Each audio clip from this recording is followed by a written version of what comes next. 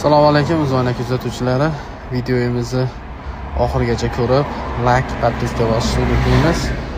Ichi tezlashtirilgan varianti bo'lib, Xudo xolasa Fayzobodda obyektimizni ikkinchi toshini o'rnatishni boshlaganmiz.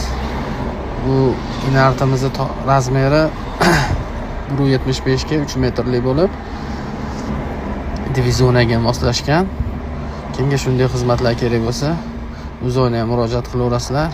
Barcha oyna sohasida qanday ishlayman bo'lsa, yetkazib, ustanovka qilib, xohlagan fasollayinda qilib, Xudo xolasa ishlayni zo'r qilib beramiz.